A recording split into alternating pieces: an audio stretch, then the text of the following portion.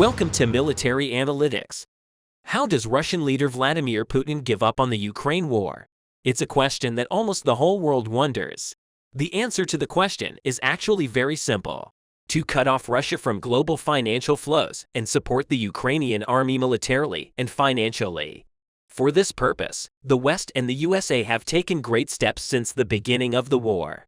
While the powerful allies of Ukraine, such as the US, UK, Germany, Poland, and France, support Ukraine with all their means in the war of freedom, they are putting harsh sanctions one after the other to discourage Russia, especially in this critical time period when clashes in Bakhmut flared up. France has recently come to the fore in military aid to Ukraine. French President Macron is making a serious breakthrough by completely opposing Putin. The Paris government crowned the aid package it announced to the Ukrainian army by taking new sanctions against Moscow. Let's explore together the influence of France on the fate of the Ukraine war and the sanctions it's taken against Moscow. Ukrainian President Vladimir Zelensky made a surprise visit to Paris this week to meet with French President Emmanuel Macron. After this stunning meeting, France promised Ukraine dozens more light tanks and armored vehicles. In the coming weeks, France will send dozens of armored vehicles and light tanks to the Ukrainian army, including the additional AMX-10RC. In addition, France will again train and equip dozens of Ukrainian battalions with its decision this week. On the other hand, Zelensky and Macron expressed their support for efforts to bring those responsible for war crimes committed during the war to justice. The two presidents urged other countries to support their efforts there to build international support for the establishment of an interim court. In addition, Macron and Zelensky announced that an international damage record will be presented at the European Council summit to be held in Reykjavik on the 16th and 17th of May. In addition to war crimes investigations and calculating the damage done to Ukraine, France said it would also support Ukraine's EU membership process. Paris firmly supports Ukraine in its reform efforts and its desire to fulfill the necessary conditions to launch the EU accession process by the end of 2023, according to the joint statement. Paris awaits with interest the European Commission's report to start Ukraine's EU accession negotiations. The two countries look forward to discussing the progress made towards Ukraine's entry into NATO at the Alliance Summit to be held in Vilnius in July. In addition, the Paris government announced new sanctions against Russia.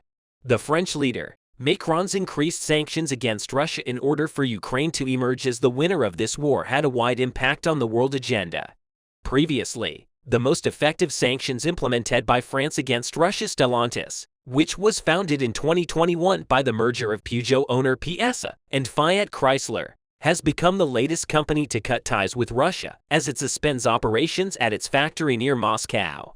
Volkswagen, rival of Stellantis, the world's second-largest automaker, which also has a factory in Kaluga, stopped its operations just 1 week after the war started, thanks to the withdrawal of Peugeot's manufacturer, Stellantis, from Russia. Other major automotive brands followed suit. In other words, France has been a perfect example for other world giant automotive companies to take sanction decisions against Russia because with the withdrawal of Stellantis, one of Peugeot's manufacturers, from Russia, Volkswagen, one of the German automotive giants, stopped its production in Russia. German automaker Mercedes-Benz has stopped selling cars and vans to Russia and has joined Aston Martin and Jaguar and Rover to halt exports to the country. Ford, BMW, and Renault also closed their factories in Russia as the shortage of supply limited production. Swedish automaker Volvo became the first international automaker to suspend car shipments to Russia until further notice. In addition, Renault signed an agreement to exit Russia. The French company sold its stake in Russia's largest automaker for 1 ruble, with the option to return within 6 years. Renault said in a statement that the Russian subsidiary of the company will be sold to the city of Moscow, while its shares in Avtovaz, which produces Lada cars, will be sold to the state-owned research institution NAMI. The company added that the sales contract was unanimously approved by Renault's board of directors and did not require any other authorization. The deal also includes an option for Renault to repurchase its stake in Avtovaz over the next 6. For years, Renault did not disclose the value of the sale, but the Russian government had previously reported that shares in Avtovaz will be sold at a symbolic price of 1 ruble. The French state has a 15% stake in Renault. In other words, this loss will create a serious economic bottleneck for the Russians. In addition to providing military support to Ukraine and imposing sanctions on Russia, French leader Emmanuel Macron made heavy criticisms of Moscow's policies in the international arena. Macron stated that Russia, isolated by its offensive in Ukraine, has entered a form of submission to China. Macron also explained in an interview that Russia has already suffered a geopolitical defeat. This brave step of the French leader was highly appreciated by all European countries and the USA. The Kremlin administration, however, criticized comments made by French President Emmanuel Macron, who said Russia had become a vassal to China as a result of the conflict in Ukraine. Peskov suggested that the relationship between China and Russia is based on mutual interests, benefits, close worldviews, and the joint rejection of any attempt to dictate a country's behavior. China tried to show itself neutral in the Ukrainian offensive, but never condemned the Russian invasion. When Chinese leader Xi Jinping visited Russian President Vladimir Putin in March, he presented himself as a mediator interested in maintaining stability. Xi did not visit Kiev, but spoke by phone with Ukrainian President Vladimir Zelensky in late April. This was the first known phone call between the two leaders since the start of the attack. But the Beijing administration has been accused by Europe and the United States of supplying weapons to the Russian army. After these accusations, China began to soften its policies a little more in order not to draw the world's reaction even more. The efforts of the French leader Emmanuel Macron had a great impact on this change in China's policies. Besides France, another Western European country that provided military and financial support to Ukraine was Germany. The Ukrainian president traveled to Berlin to meet with German Chancellor Olaf Scholz, who confirmed that his country will send a €2.7 billion military aid package to support Ukraine. Berlin is preparing a new $3 billion military package for Kiev, the largest ever for Ukraine, and one that Zelensky hailed as strong support. Under this package, Germany will send Ukraine fire units and the launchers for the Iris anti-missile system, 30 additional Leopard 1 tanks, more than 100 armored combat vehicles, and more than 200 surveillance aircraft. Germany, once accused of silence in the supply of military equipment to Ukraine, thanks to this latest military aid, has become the second largest contributor of tank, rocket, and anti-missile systems to Ukraine after the United States. In addition to Berlin, Zelensky met with Italian Prime Minister Giorgia Meloni in Rome and gave thanks from Kiev for helping save lives by continuing to provide assistance. Also, Zelensky met with an audience with Pope Francis, who told the Ukrainian leader that he was praying for peace. The Russia of Zelensky's diplomatic visits was to Ukraine's west to support a long-awaited counteroffensive and liberate Russian-occupied territories in the east of the country. Not wanting to confirm a dangerous nuclear power militarily, this strategy, chosen by the West to oppose the invasion of Ukraine, has worked so far. Russia, the target of an unprecedented salvo of sanctions designed to weaken the war effort, has now lost its grip. The Ukrainian army, equipped with high-tech military equipment by the West, continues to disperse the worn-out Russia. At the moment, after months of stalemate, Ukraine is preparing to retake territory captured by Russia and is stockpiling ammunition supplied by the West. We hope that Kiev will receive sufficient support and Western aid will lead the Ukrainians to victory. There were breaking moments with the flurry of spring attacks. The long-awaited Ukrainian spring offensive operations have greatly mobilized the front lines on the battlefield. Wagner mercenary First Commander Prigozhin actually predicted that the Ukrainian armed forces would launch a massive counterattack. Although Russian President Vladimir Putin and Russian Defense Minister Sergei Shoigu tried not to show it too much. They were very worried about the predictions of Wagner commander Yevgeny Prigozhin on this issue. For this reason, Russian troops stood in fear, especially on the front lines in eastern Ukraine. The Ukrainian side, on the other hand, shows the city of Bakhmut in the Donetsk region as the first target of their major offensive. Prigozhin also stated that the Ukrainians would first target the city of Bakhmut. The Russian Ministry of Defense reported that 102 kilometers of the front near the besieged city of Bakhmut faced Ukrainian attacks.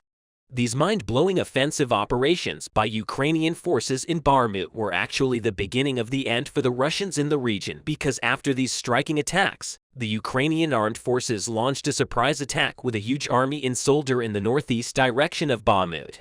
This unexpected sudden attempt was also confirmed by Russia. In a statement on this issue, the Russian Ministry of Defense announced that at least 40 tanks and more than 1,000 Ukrainian soldiers participated in offensive operations in the direction of Soledad in the Donetsk region. Ukrainian forces had formed a massive contingent and were pushing the border lines of Bakhmut. Yes, perhaps the Russians anticipated that these attacks in Bakhmut would be very violent. But even many Russian military analysts and bloggers could not have predicted that the Ukrainians would be able to cross Bakhmut and reach Soledar, for a large part of Soledar had long been controlled by mercenaries of the Wagner Group. The fact that the Ukrainian forces carried their offensive operations to the city of Soledar greatly affected the final general trend in this city in the past days. The Ukrainian armed forces carried out a total of 26 attacks within the scope of their operations in Soledar. The Ukrainians used Western weapons, including military and special technology, in these offensive operations. After this effective attack, Ukrainian forces tried to break through a front line of about 102 kilometers in the city of Soledar. As in Bakhmut in the direction of the city of Soledar, the retreat of the Russians' defense shields to about 95 kilometers caused a serious alarm in both the Moscow administration and the Wagner Group. Serious speculations arose in Russia as the Russian army faced dramatic pressure in Soledar after the city of Bakhmut. Some Russian military sources shared dubious information to moderate the serious advance of the Ukrainians in both cities in the eastern region. But Wagner commander Yevgeny Prigozhin issued critical statements that put an end to these debates. Commander Prigozhin argued that the attempts of the Ukrainian forces in Bakhmut and Soledad would lead to a global tragedy for the Russians. In addition, the Wagner commander asked the Russian authorities to immediately stop lying about the situation on the front lines. Commander Prigozhin's statements about the front lines caused a great sensation. In addition, the Wagner leader underlined that even if Russia occupies Bakhmut, it would not mean anything significant for Russia. In the latest video uploaded on the operational situation in Bakhmut, Yevgeny Prigozhin said that the acquisition of Bakhmut does nothing for the Russian Federation because the wings are collapsing and the front is collapsing. These statements by the Wagner commander revealed that the Russian Ministry of Defense was attempting to soften the tragic defeats of the Russian troops in Bakhmut and Soledad. In fact, the Russian administration had been using tactics to soften heavy losses and tragic defeats since the beginning of the war. But at the moment, the situation both in Bakhmut and especially in Solidarity is considered a defeat that even the Russian and illustration cannot cover up. So after these deep wounds, what kind of surprises will await Russian leader Vladimir Putin? First, we'll have to consider the Western authorities reporting that between 20,000 and 30,000 Russian soldiers were killed or wounded in clashes for Bakhmut alone, because at the moment, the Ukrainian forces are still continuing their offensive operations in Soledar. It is not difficult to predict that these heavy Russian losses will increase much more as the Ukrainians open a new offensive corridor from the city of Bakhmut to the northeast. That is towards the city of Soledad. But if the Ukrainian forces successfully continue their offensive operations in solidarity with the weapons support they receive from the West and the USA, the Russians will not only face heavy losses, but also serious problems will await President Putin. At the forefront of these serious problems is the tension between the Wagner Group and the Russian administration and the Russian Ministry of Defense. We have conveyed to you that Wagner leader Prigozhin criticizes the Russian administration and the Russian Ministry of Defense, especially after the great attacks of the Ukrainians. But in addition to these heavy criticisms, Prigozhin also touched on different issues. The Wagner commander thinks that if the Russian army does not build new defensive trenches to replace the front lines they lost in Bakhmut and Soledad, the overall situation would be much worse. In fact, apart from Prigozhin, many military analysts and war experts think that the general situation in eastern Ukraine will cause serious problems for the Russians. The overall situation looks rather bleak for the Kremlin this week, as there have been reports of Russian forces starting to withdraw. The question now may not be when or even if Russia will be able to take control of Bakhmut, but rather whether it will be able to retain the areas it currently controls in this region. In fact, the Wagner commander's statements, especially that the 72nd Brigade of the Russian army in Bakhmut lost 500 soldiers and retreated from an area of approximately 3 square kilometers, provides us with very important data for Soledar in the coming days. It is also remarkable that the Ukrainian military unit that achieved success here is the 3rd Separate Assault Brigade, because this military unit is called the legendary Azov Battalion. So why does the Azov Battalion pose a great danger to the Russians in Solder? As you know, the Azov Battalion was heavily deployed in this city, especially at the beginning of 2023 when the clashes in Bakhmut were going on very violently. When the Azov Battalion reached Bakhmut in the aforementioned time period, the general situation in this city had changed in a very short time. Now such a situation is very likely to occur in Solder because there is a short distance of about 15 kilometers between Bakhmut and Solder. So it's possible that the Azov Battalion will focus on Solder after finishing their mission in Bakhmut. If we also consider the communication and coordination problems between the Russian army and the Wagner Group, the work of President Putin's army will become very difficult with the Azov Battalion's involvement in operations within Solder. We should also consider the military aid of the USA and Western Europe in this regard. If you remember, the NATO Secretary General recently reported that about 98% of the battle tanks and other military equipment committed to the Ukrainian army has now reached Ukraine, with the Russian army having such a dramatic military losses. The replenishment of the Ukrainian army's inventory by the West and the United States could prevent even any retaliatory attack plans from Russia, because especially the leader of Ukraine, Volodymyr Zelensky, and the senior generals and commanders of the Ukrainian armed forces were waiting for these military supports to arrive. Now everything seems ready for Ukraine. In other words, it is estimated that the Russians will most likely remain in a defensive position against the attacks of the Ukrainian forces in the coming days. There are a lot of updates from the northeast. The day started with several massive explosions in Luhansk, which is a city located around 100 kilometers behind the front line.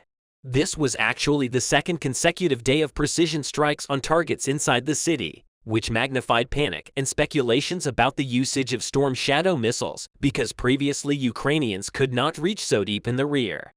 The 1st and 2nd targets of the Ukrainian strike became machine-building factories. These factories were used as some of the most important and reliable repair facilities for the Russian tanks, armored fighting vehicles, and other equipment. Russian sources reported that Ukrainians used at least 2 rockets and successfully hit the Polypek factory and the Milan factory.